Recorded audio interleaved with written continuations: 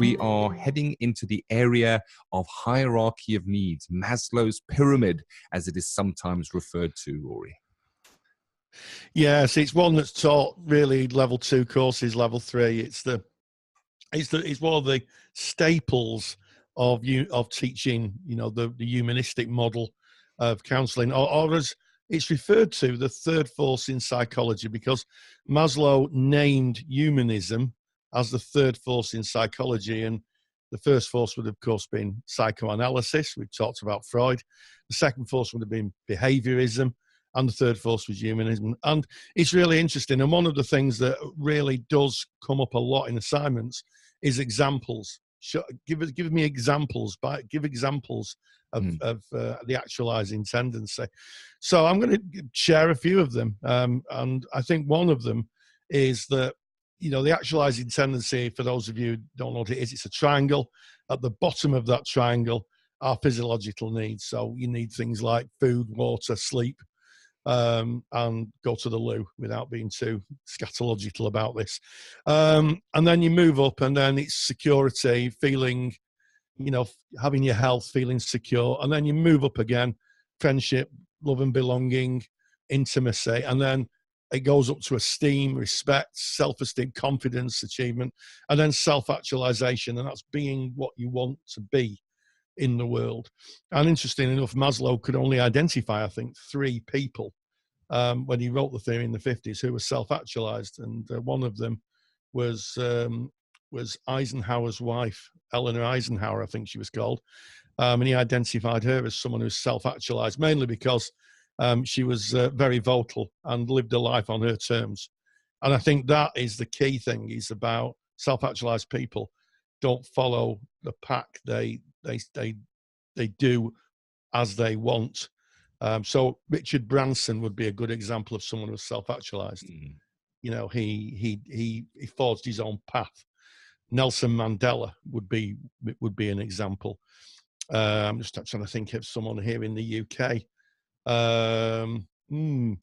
Yeah, difficult. Well, you could say the Gallagher brothers, Nolan, Liam Gallagher. They changed the music scene. You know, but I have to mention them. They are from Manchester after all. And they forged their own path. I mean, Liam Gallagher, his self-actualization may be interesting, but he definitely is his own person. And he says what he wants and does what he wants. And not maybe the greatest example, but again, that's self-actualization. And we see it all the time in the therapy room, don't we, Ken, where clients come with those conditions of worth and interjected values. They're working off other people's opinions. They're dependent on other people for their self-esteem.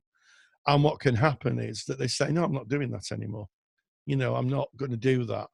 I'm going to do this. An example of that might be someone who lives in a big family and they all go down to the pub on a Friday night. And the person says, I don't want to do that. I'd rather sit at home and read a book.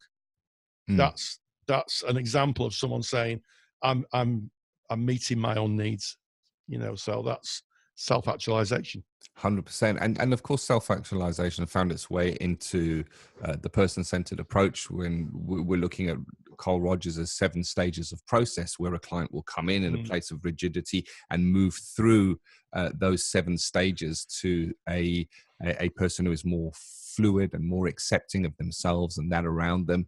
That process Rogers refers to as going through actualization, self-actualizing tendency that brings the person through those 7 stages of process. So there's a nice link in the theory there. And of course, if you go onto Google, if the question is in an assignment, you go onto Google and you put in Maslow's hierarchy of needs, you're going to be bombarded with a lot of different stuff, because the pyramid is used in so many different sectors, from education, social work, selling. So if you're a salesperson, you're going to look at that hierarchy of needs and it's going to be part of your training. So it's not that easy to find a good resource that is linkable to counseling, linkable to psychotherapy. So I urge you, if you are writing about Maslow, go to counselingtutor.com.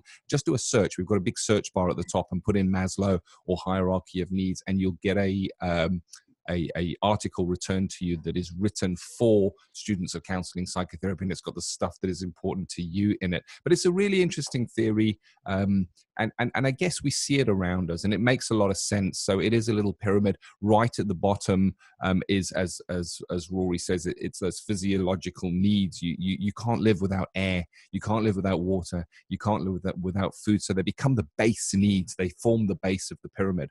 And only when you have those in place, only when you are eating and you have water and air to breathe, and you are warm, your body's warm enough, then can you move up to safety.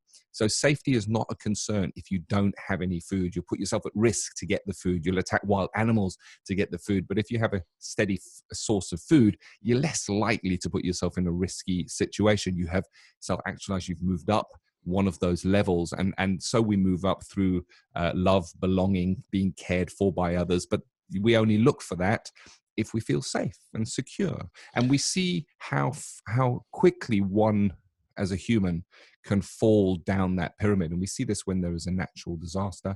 If there is an earthquake, water is cut off, food cannot get through, the shop's shelves are empty, how people go from not really caring about their esteem and their new car or what clothes they wear, which is right up in the pyramid, they're right down to those basic needs. Where is my next meal coming from?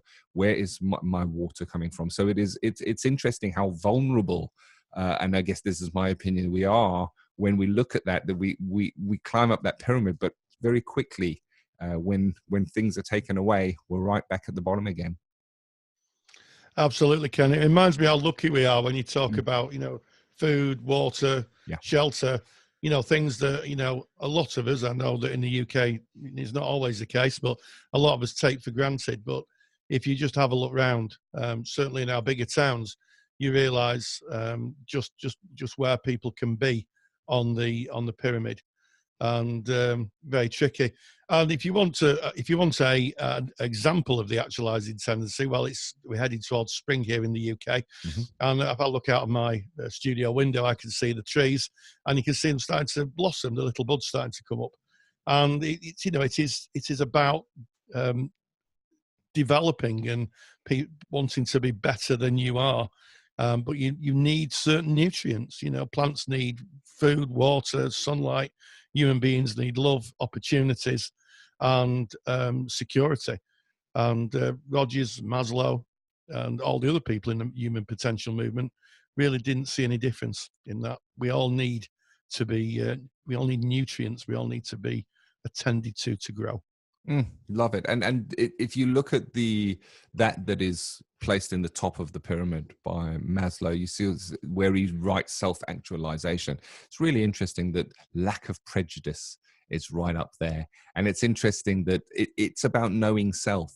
You will be self-actualized by looking at yourself. There's less things that you do in your life and put out. It's more about looking inwardly. And as students of counseling and psychotherapy, we have such an amazing opportunity. And I'm so grateful that I had the opportunity of the training, that I could spend 3.5 years looking at myself and truly saying, are my truths really true?